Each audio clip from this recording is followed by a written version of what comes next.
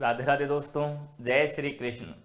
सभी का स्वागत है, अभिनंदन है। जितने भी हमारे नेट जीआरएफ विद्यार्थी हैं, आइए आपका सभी का आपके अपने चैनल उत्कर्ष नेट जीआरएफ पर आपका स्वागत है, अभिनंदन है मेरे प्यारे मित्रों। आइए जरा, तो हम सभी हमारे हिंदी विषय को लेकर के बड़े चिंतित थे और हिंदी विषय के अंतर्गत अब हम यानी कि हिंदी विषय के पाठ्यक्रम को प्रारंभ करेंगे।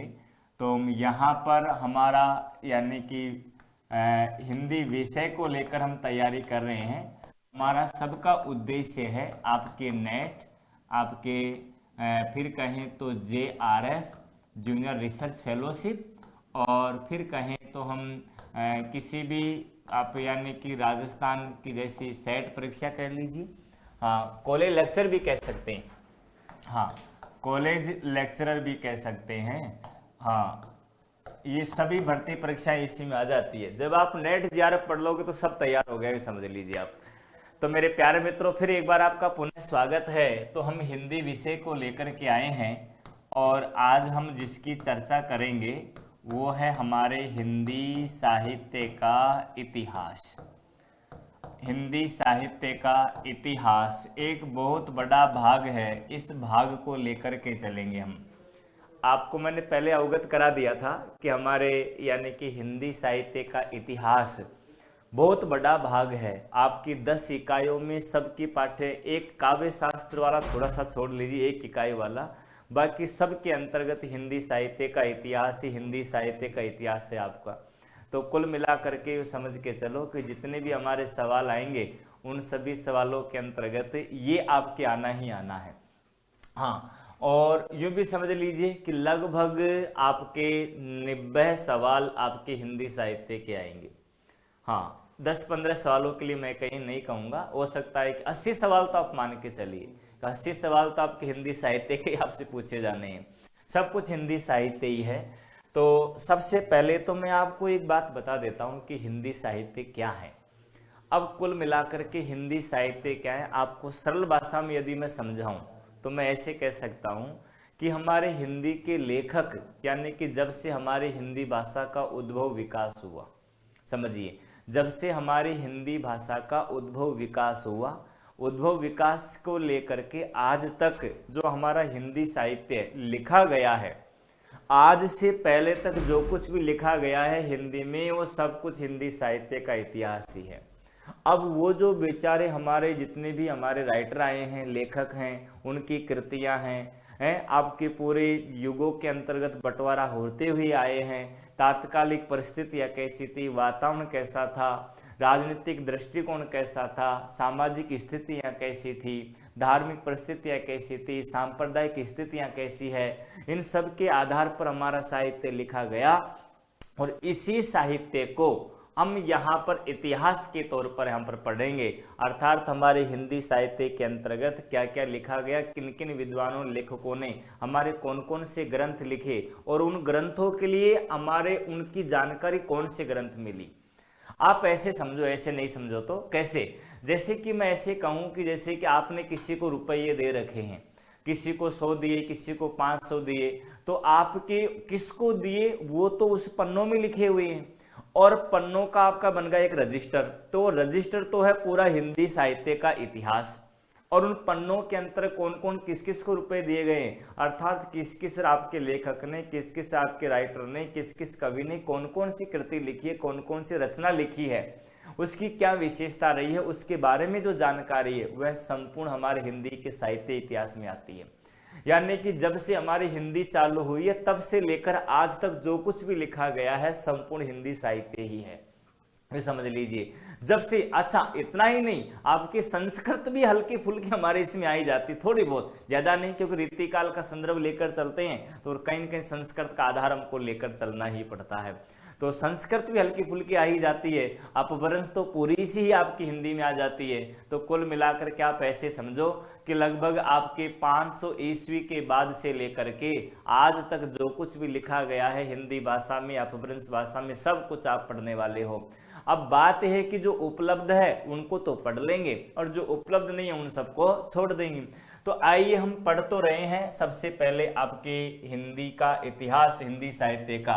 तो हिंदी साहित्य के अंतर्गत सबसे पहले हम हिंदी की बात करें। हाँ, तो हिंदी शब्द क्या है, लिखिए मेरे साथ साथ। हिंदी शब्द फारसी भाषा का शब्द है। मेरे साथ साथ आप लिखते जाइए, हिंदी शब्द फारसी भाषा का शब्द है। हिंदी शब्द क्या है, आपकी फारसी भाषा का शब्द है, ये ध्यान रखिए। आगे लिखिए, फारसी में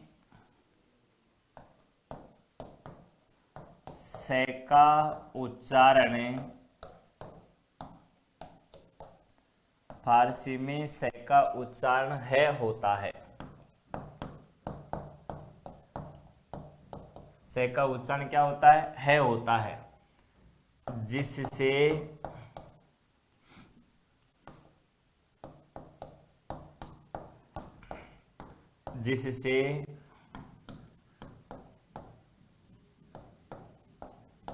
उन्होंने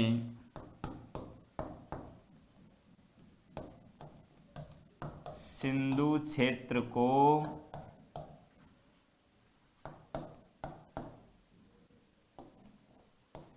हिंदू क्षेत्र बोला। ये अब क्रम शॉर्टकट में बताता हूं आपको।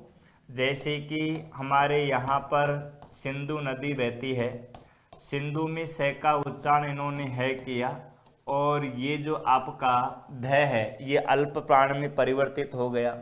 इस हिंदू से ही हमारे क्या निकल करके आई, आपकी हिंदवी, यानी कि आपके इसमें हिंदू लोगों के द्वारा बोली जाने वाली भाषा, हिंदू लोगों के द्वारा बोली जाने वाली भाषा क्या बन गई, हिंदी। ये इसका एक क्रम सा सेट हो गया, यानी सिंधु, हिंदू, हिंदवी और हिंदी कुल मिलाकर से का उच्चारण है करने लगे, इसलिए ऐसा आपका उच्चारण हो गया। अब सबके एक बात और लिखिए, आपके हिंदी शब्द का सर्वप्रथम प्रयोग, हिंदी शब्द का सर्वप्रथम प्रयोग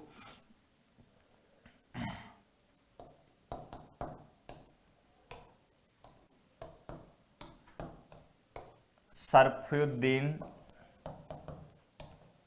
यजदी कृत जफरनामा कृति।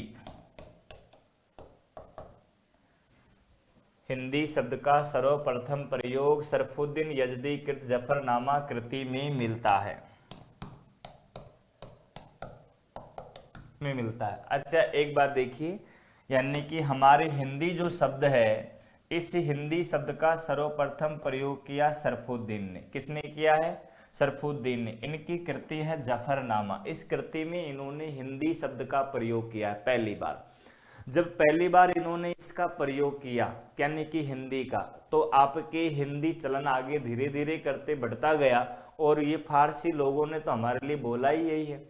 अच्छा, सभी भाषा शब्दों की मैं यदि बात करूं, तो जैसे कि हिंदी तो हमारी फारसी भाषा का शब्द हो गया, हिंदी कौन सी भाषा का, फारसी भाषा का। ऐसे अंग्रेजी की बात करूं तो अंग्रेजी फ्रेंच भाषा का शब्द है, उर्दू की बात करूं तो तुर्की भाषा का शब्द है। तो सभी भाषाएं का कहीं न कहीं से स्रोत तो निकल करके आया ही आया है। अच्छा एक बात और देख लीजिए, ये जफरनामा करके ये जो रचना है सरफुद्दीन यजदी की है, लेकिन इसी की नहीं है, इनके अलावा दो तीन कवियों की और की भी है। जफरनामा कृति की यदि मैं बात करूं तो जफरनामा कृति आपके गुरु गोविंद सिंह ने आपके यानी कि जो अत्याचार हुए थे उन पर, उनको लेकर के एक पत्र लिखा था। तो उस पत्र के अंतर्गत औरंगजेब के जितने भी आपके घटना चक्र, तात्कालिक मुगलों के द्वारा जितने भी घटना चक्र आए, तो उसमें उन्होंने पत्र लिखा था, तो उसका नाम भी जफरनामा ही था। और जफरनामा करते ही के नाम से ही हमारे कवि थे उर्दू के न्यामत खान जान कवि, यानी जान कवि की रचनाएं, उनमें एक रचना है उनका नाम जफरनामा। तो जफरनामा के नाम से तीन तीन रचनाकारों ने आपके यानी उल्लेख आ गया। एक तो ये सरफुद्दीन यजदी आ गया, दूसरे नंबर पर हमारे जान कवि हो गए, न्यामत खां जान कवि, हाँ सबसे सर्वाधिक आपके प्रेम काव्य लिखने वाले, सूफी काव्य लिखने वाले। और फिर आपके यानी कि जफरनामा के नाम से गुरु गोविंद सिंह ने भी लिखा, तो आपके अत्याचारों के बारे में, तो वो सब इसमें है। तो ये आपने देखा। अब हम हिंदी शब्द के बारे में तो हल्की सी बात कर ली कि हिंदी का कौन क्या स्थिति है। अब जरा आइए इसके बारे में एक दो बातें और लिखिए मेरे साथ साथ। लिखिए, हिंदी भाषा के प्रथम कवि, हिंदी भाषा के प्रथम कवि सरहपा, ये सरहपा माने जाते हैं। कौन माने जाते हैं? सरहपा। और हिंदी की पहली रचना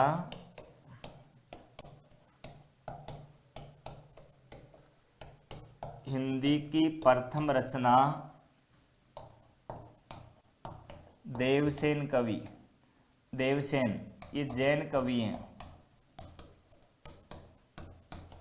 देवसेन कृत श्रावकाचार, देवसेन कृत श्रावकाचार 933 ईस्वी मानी जाती है। ये मैंने यहाँ पर सर्वमान्य मत लिखे, ध्यान रखिए। अब परीक्षा में सवाल आएगा कि बताइए हिंदी के पहले कवि कौन है? सरहपा है। हिंदी की पहली रचना कौन सी है? श्रावकाचार है। अब किसने क्या क्या माने वो तो आगे पढ़ेंगे, मैं तो मोटे मोटे तौर पर एक फिल्म सी बना रहा हूँ आप लोगों के लिए, मेरे ख्याल से आप समझ गए होंगे। आइए, तो यहां से सवाल बनेगा पहला कि हिंदी शब्द कौन सी भाषा का है, तो उत्तर हो जाएगा फारसी भाषा। फिर सवाल आएगा कि हिंदी शब्द का प्रयोग सर्वप्रथम किसने किया? सरफुद्दीन यजदी ने किया। कौन सी किताब में किया? जफरनामा में किया। फिर सवाल आएगा कि हिंदी भाषा का पहला कवि कौन है, तो आपके कौन है? सरहपा, ये सिद्ध कवि हैं। ध्यान रखिए कौन से कवि हैं? सिद्ध साहित्य मिलेंगे, सिद्ध कवि। हाँ, और हिंदी साहित्य की प्रथम रचना कौन सी? देवसेन, ये जैन कवि है, इनकी श्रावकाचार मानी जाती है, क्योंकि सरहपा की कोई रचना नहीं मिलती, इनके पद मिलते हैं। आ गई बात समझ में? तो इसलिए इनकी कोई रचना नहीं, तो रचना कौन सी मिली? देवसेन कृत श्रावकाचार। आगे जब क्रमबद्ध तरीके से पढ़ते जाएंगे धीरे धीरे सब आसान होता जाएगा। अब आइए, हमने हिंदी के बारे में हल्की सी आपके एक थीम सी बना ली, अब इसके आगे की ओर हम चलते हैं। मेरे ख्याल से आपने लिख भी लिया होगा, मेरे साथ साथ लिखते चले जाइए और मेरे साथ साथ आगे बढ़ते जाना है। आइए, अब हम सबसे पहले इनमें से अब बात करते हैं इतिहास शब्द की, क्योंकि हमने हिंदी शब्द को किससे जोड़ा है? इतिहास। हाँ, अब इतिहास शब्द की यदि हम व्याख्या करते हैं कि इतिहास शब्द कैसे बना है, क्या इसका है, ये देखिए। तो इतिहास शब्द ऐसे बना है, इति धन आपके इसमें है, ये ध्यान रखिए, और फिर है आपके अश धातु, इससे बना हुआ है। इति है और अश। इति का अर्थ होता है मित्रों समाप्त होना। इति का अर्थ क्या होता है? समाप्त होना। है का मतलब होता है निश्चित, ये ध्यान रखिए, और अस का मतलब है होना, ये देखिए। अस का मतलब क्या है? होना, ये देखिए। तो कुल मिला करके जिसकी निश्चित समाप्ति हो चुकी है उसे इतिहास कहते हैं। यही परिभाषा निकल करके आई। क्या?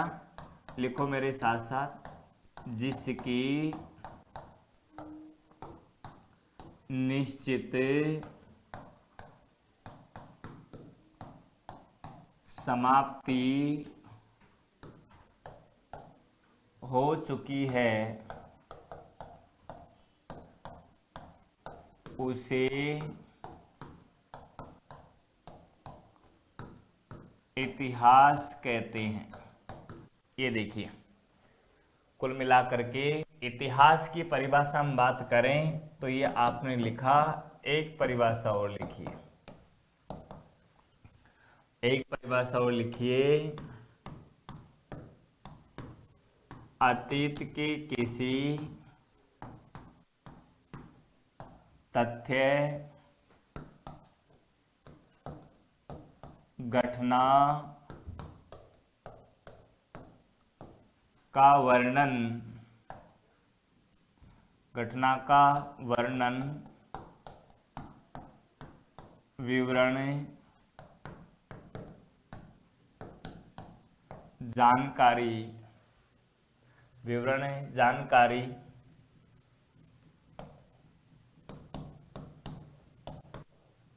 कालक्रम के अनुसार, कालक्रम के अनुसार प्रस्तुत करना,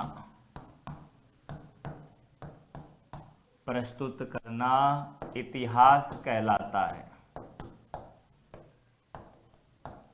क्या कहलाता है मित्रों? इतिहास कहलाता है। तो देखिए, अतीत के किसी कोई तथ्य हो, घटना हो, उसका वर्णन विश्लेषण जब हम कालक्रम के अनुसार कर लेते हैं तो उसे हम इतिहास कहते हैं। उसे क्या कहते हैं? हम इतिहास कहते हैं। तो इतिहास के बारे में बात करें, अभी हिंदी की तो हम बात ही नहीं कर रहे, कि हिंदी की एक छोटी सी व्याख्या। अब एक विद्वान हुए हैं जिनका नाम है प्रोफेसर कार्लाइल। क्या नाम है इनका? Professor Carlyle. अब इन्होंने क्या कहा है? इन्होंने कहा है, लिखिए आप, इतिहास ऐसा दर्शन है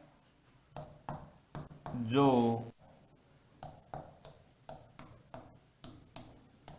दृष्टांतों के द्वारा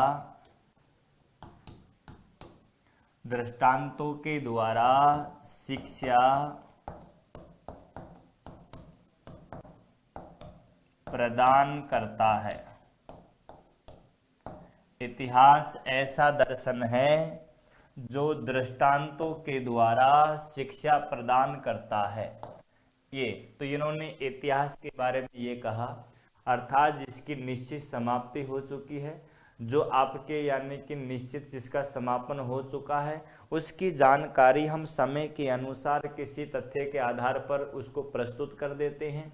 किसी उसकी जानकारी हम विद्वान लोगों को आगे चले या फिर आने वाली पीढ़ियों के लिए हम क्या सजा करके रखते हैं, तो उसका वर्णन विश्लेषण करना ही क्या कहलाता है? इतिहास कहलाता है।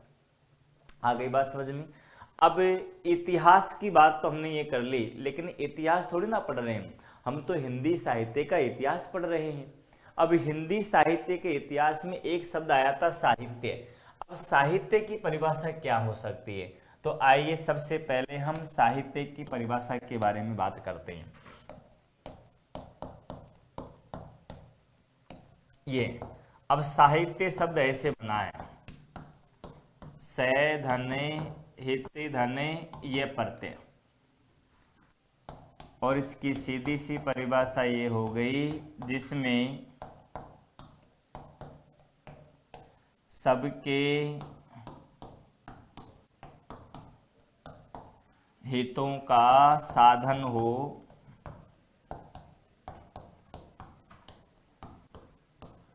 उसे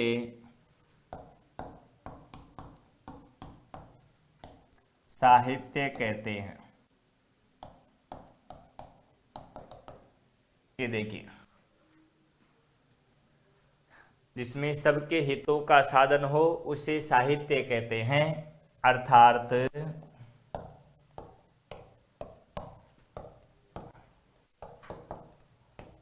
मनुष्य के जीवन का, मनुष्य के जीवन का सांगोपांग वर्णन विश्लेषण करना, वर्णन विश्लेषण करना ही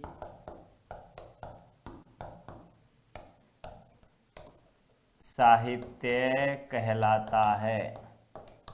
ये देखिए, अर्थात मनुष्य के जीवन का सांगोपांग वर्णन विश्लेषण करना ही क्या कहलाता है? आपके साहित्य कहलाता है। कीर्ति भनति भूत भल सोही, सुरसरी सम सब कर हित होही। यानी कि काव्य वही है जिसमें सबके हितों का साधन हो, सबको यानी कि साथ में लेकर के चले, वही साहित्य है। आ गई बात समझ में? तो ये हमने मोटे मोटे तौर पर हमारे साहित्य की परिभाषा हमने देखी है। आप इसको लिखिए फटाफट, जैसे मैं लिखता जा रहा हूं वैसे आप मेरे साथ साथ लिख लीजिए। अब इनके बारे में एक आध बातें जो हमारी चलती आई है उनकी चर्चा भी हम करेंगे। हाँ, उनकी चर्चा भी हम क्या करेंगे, आगे की ओर चलते जाएंगे और चर्चा को करते जाएंगे। चलो अब आइए, हमारे चर्चा का विषय है परिभाषा। हमने इतिहास की देख ली, हल्की फुल्की साहित्य की देख ली, लेकिन और एक आध परिभाषाएं कहें तो लिख लो चलो, यानी आगे चल के भी लिखेंगे, यहाँ भी लिख लीजिए। लिखिए, बाल कृष्ण भट्ट के अनुसार, बाल कृष्ण भट्ट के अनुसार लिखिए, साहित्य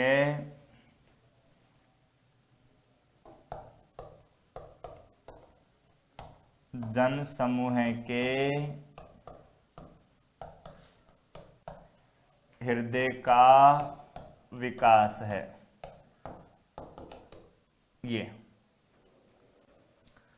ये ऐसे ही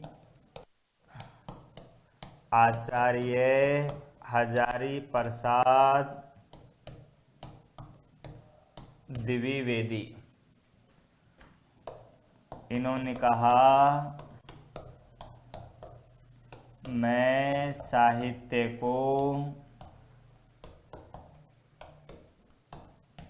मनुष्य की दृष्टि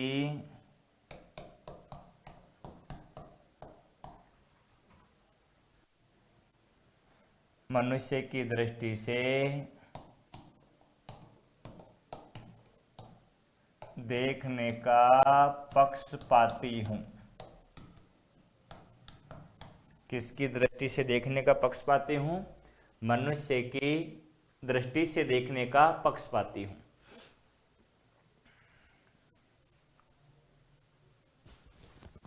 तो आप लिखिए, जैसे जैसे आप परिभाषा लिखते जाएंगे, समझते जाएंगे, वैसे वैसे ही आपका काम आसान होता जाएगा। यूँ समझ लीजिए कि परिभाषाएं आपको कंठस्थ करनी ही पड़ेगी, ये ध्यान रखिए। परिभाषाएं आपको क्या करनी पड़ेगी? कंठस्थ करनी ही पड़ेगी, इसका कोई दूसरा तरीका है ही नहीं। चलो यहाँ तक लिख लिया होगा आपने। अब आइए आगे चलते हैं।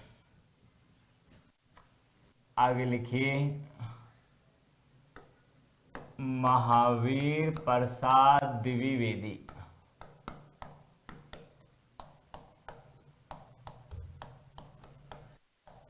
द्विवेदी। अब इन्होंने क्या कहा है? लिखिए,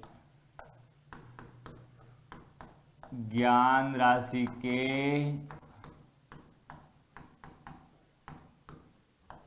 चिर संचित कोश को ही ज्ञान राशि के चिर संचित कोश को ही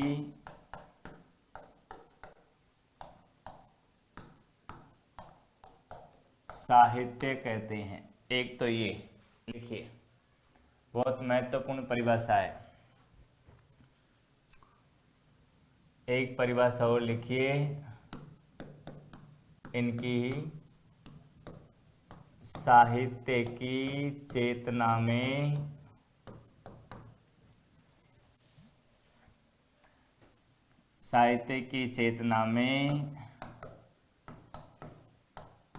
वह शक्ति अंतर्निहित होती है जो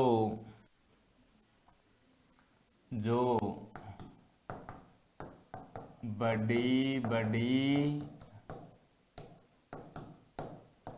तलवारें,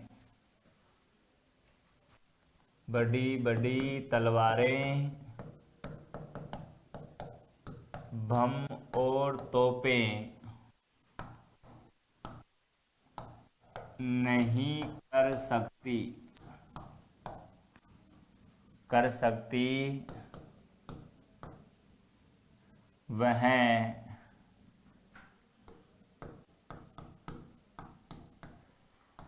साहित्य कर देता है। ये भी महावीर प्रसाद द्विवेदी जी की ही परिभाषा है। किनकी परिभाषा है? महावीर प्रसाद द्विवेदी की ही परिभाषा है। कुल मिलाकर के हम ऐसे कह सकते हैं क्या कि साहित्य समाज का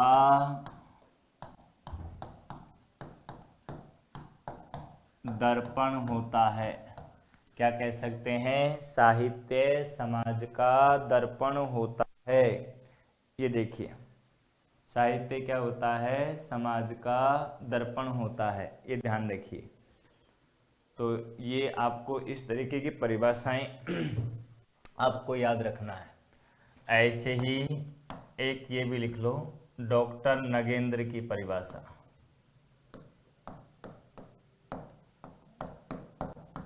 ये डॉक्टर नगेंद्र, और नगेंद्र की परिभाषा लिखिए, साहित्य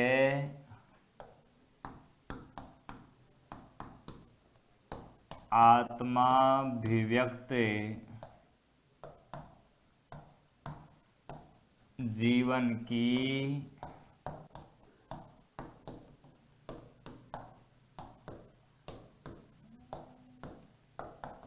अभिव्यक्ति है। ये साहित्य आपके आत्माभिव्यक्त जीवन की क्या है? अभिव्यक्ति है। और ये किसने कहा? डॉक्टर नगेंद्र ने कहा। किसने कहा है? डॉक्टर नगेंद्र ने कहा है। तो साहित्य के बारे में आपने 2-4 परिभाषाएं देखी कि साहित्य की परिभाषा के तौर पर हम क्या क्या कह सकते हैं। अब यहाँ तक अब तक मैंने आपको ये समझाया क्या कि साहित्य किसे कहते हैं। पहली बात तो ये समझाई। दूसरी बात ये समझाई कि इतिहास किसे कहते हैं। आ गई बात समझ में? अब दोनों बातें आपके समझ में आई। फिर मैंने ये भी बताया आपको कि आपकी हिंदी शब्द की उत्पत्ति कैसे हुई है। ये भी मैंने हल्की सी चर्चा आपके साथ में किया कि डिटेल से पढ़ेंगे, क्योंकि सिलेबस बहुत बड़ा है, हर जगह बिंदु बिंदु अंकित है। अब आइए, हमारी जो चर्चा का विषय है उसी चर्चा के अंतर्गत अब हम यानी कि सबकी जो कॉमन परिभाषाएं आती जाएगी, तो उन्हीं को ही हम यहाँ पर लिखेंगे। अब आइए मेरे साथ लिखते जाना, और कुछ क्रमबद्धता सेट नहीं हो तो आप अपने हिसाब से करते जाना। अब यहाँ पर अब हमारी चर्चा का विषय है साहित्य का इतिहास। अब साहित्य का इतिहास किसे कहते हैं इसके बारे में चर्चा करेंगे। हाँ, अब इस कथन में सबसे पहला कथन मैं आपको लिखना चाहूंगा आचार्य रामचंद्र शुक्ल जी का। आचार्य रामचंद्र शुक्ल जी ने क्या कहा है? लिखिए, आचार्य रामचंद्र शुक्ल के अनुसार।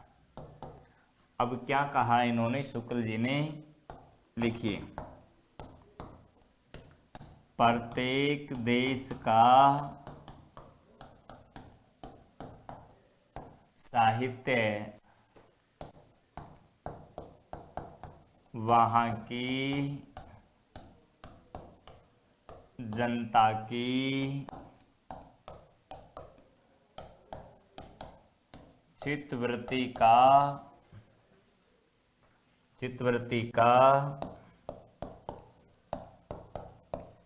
संचित प्रतिबिंब होता है।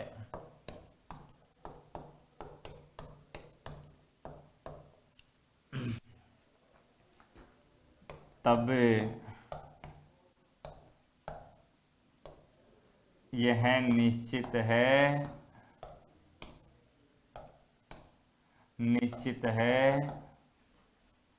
की जनता की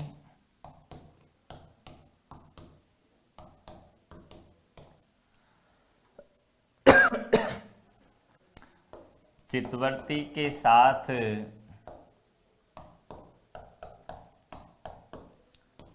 साहित्य के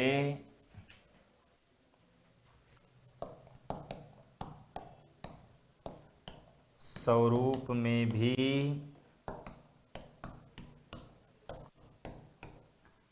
परिवर्तन होता है।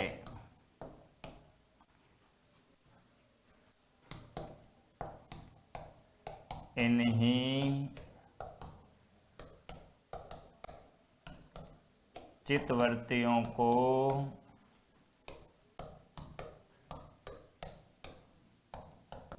परंपरा में परखते हुए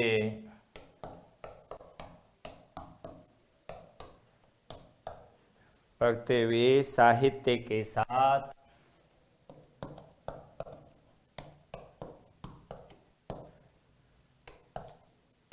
सामंजस्य दिखाना ही साहित्य का इतिहास कहलाता है। साहित्य का इतिहास कहलाता है। इनका एक कथन और लिख रहा हूं, लिखिए। जनता की चित्तवृत्ति,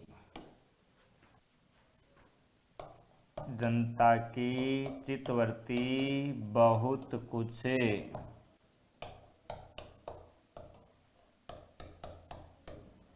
राजनीतिक, सामाजिक,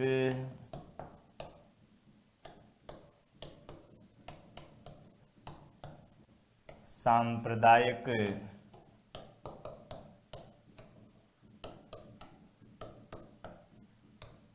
और धार्मिक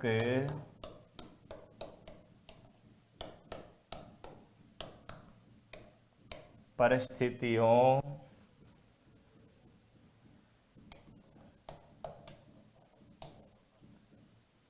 के अनुसार होती है। ये लीजिए। आचार्य रामचंद्र शुक्ल ने कहा कि प्रत्येक देश का साहित्य वहाँ की जनता की चित्तवृत्ति का संचित प्रतिबिंब होता है। तब यह निश्चित है कि जनता की चित्तवृत्ति के साथ साथ साहित्य के स्वरूप में भी परिवर्तन होता है। इन्हीं चित्तवृत्तियों को परंपरा में परखते हुए साहित्य के साथ सामंजस्य दिखाना ही साहित्य का इतिहास कहलाता है। और जनता की चित्तवृत्ति बहुत कुछ आपके राजनीतिक, सामाजिक, सांप्रदायिक और धार्मिक परिस्थितियों के अनुसार होती है, ऐसा कहना है आचार्य रामचंद्र शुक्ल जी का। ये समझ लीजिए कि आचार्य रामचंद्र शुक्ल जी का जब नाम आ जाए ना तो समझ जाइएगा आपको 21 तोपों की सलामी देनी है। आप फटाफट इसको एक बार लिख लीजिए। हाँ, शुक्ल जी का जहां पर भी कभी नाम आ जाए तो समझ जाइए कि आपको 21 तोपों की सलामी तैयार रखनी है। हाँ, अब आपके मन में ये चल रहा होगा कि सर यहाँ से सवाल कैसे बनेंगे, सवाल कैसे पूछे जाएंगे। तो मेरे ख्याल से आप यहाँ तक आ तो गए होंगे। हाँ, अब यहाँ से सवाल कैसे आएंगे, यहाँ पर सवाल कैसे आएंगे, यहाँ पर मैं आपको कम से कम 10 सवाल बना के दिखा देता हूँ। पहला सवाल ये बनेगा क्या कि प्रत्येक देश का साहित्य वहाँ की जनता की चित्तवृत्ति का संचित प्रतिबिंब होता है। ये परिभाषा किसकी है? तो आपके शुक्ल जी की। अब बताइए किस आलोचक ने साहित्य इतिहास को जनता की चित्तवृत्ति का प्रतिबिंब माना है? तो आचार्य रामचंद्र शुक्ल। ये किसने कहा कि जनता की चित्तवृत्ति राजनीतिक, सामाजिक, सांप्रदायिक और धार्मिक परिस्थितियों के अनुसार होती है? तो शुक्ल ने। 3 सवाल तो ये बन गए, ये हमेशा आते हैं। और फिर आपसे पूछ लिया जाए कि साहित्य आत्माभिव्यक्ति जीवन की अभिव्यक्ति, ये किसकी परिभाषा है? डॉक्टर नगेंद्र की है। फिर आपसे पूछ लिया जाए कि ज्ञान राशि के चिर संचित कोष को साहित्य कहते हैं, किसका कथन है? तो महावीर प्रसाद द्विवेदी जी का कथन है। बात समझ में आई? तो यहां से ये सवाल है, आप इनको टिक लगा लो, महत्वपूर्ण बातें ये सारी। हाँ, ये सब क्या है? महत्वपूर्ण बातें हैं, याद रखना। ये बहुत बार परीक्षा में पूछा हुआ है ये कथन। जनता की चित्तवृत्ति के नाम से याद रखना, शुक्ल जी करेंगे ये बात, हमेशा याद रखना, है ना। और ज्ञान राशि के चिर संचित कोष की बात करेंगे महावीर प्रसाद द्विवेदी, हमेशा याद रखना, है ना। और ये तो खैर अभी तक पूछी नहीं गई परीक्षा में, ये आ गया कई बार। साहित्य आत्माभिव्यक्त जीवन की बात कौन करता है? तो डॉक्टर नगेंद्र। ये कई बार आया हुआ है। और ये भी कई बार पूछला है कि जन समूह के हृदय का विकास ही साहित्य है, तो ये किसने कहा है? बालकृष्ण भट्ट ने। ये भी कई बार पूछा हुआ है आपकी परीक्षा में। और साहित्य को मनुष्य की दृष्टि से देखने का पक्षपाती कौन है? आचार्य हजारी प्रसाद द्विवेदी है। तो ये सवाल आज के ये जो बने हुए हैं। और फिर इधर से आपका सवाल था कि हिंदी के पहले कवि कौन है? सराफा। हिंदी की पहली रचना कौन मानी जाती है? श्रावकाचार्य। हिंदी शब्द का उल्लेख कहाँ मिला सर्वप्रथम? जफरनामा में। लेकिन ये सवाल नहीं आया अभी तक, है ना। लेकिन आ जाए भविष्य में तो देखना है। हिंदी शब्द कौन सी भाषा का है? फारसी भाषा का, ये पूछा हुआ है। तो मैंने आपको आज के पढ़ाए हुए से कम 10 सवाल गिना दिए हैं, और 10 सवाल आपको याद रखने हैं। ध्यान रखिए, हम पढ़ रहे हैं हिंदी साहित्य का इतिहास। पहले मैंने आपको हिंदी की परिभाषा बताई, फिर आपको हिंदी से समझा करके मैं आपके आगे की ओर लेकर चला, तो फिर इतिहास के बारे में समझाया। अब इतिहास से हम साहित्य की ओर आ गए। अब साहित्य से हम साहित्य के इतिहास की ओर चले गए। अब साहित्य के इतिहास का अगला जो बिंदु होगा उसको हम पढ़ेंगे आने वाली कक्षा में। जब तक आप सभी मस्त रहिए, पढ़ते रहिए और परिश्रम कीजिए। धन्यवाद।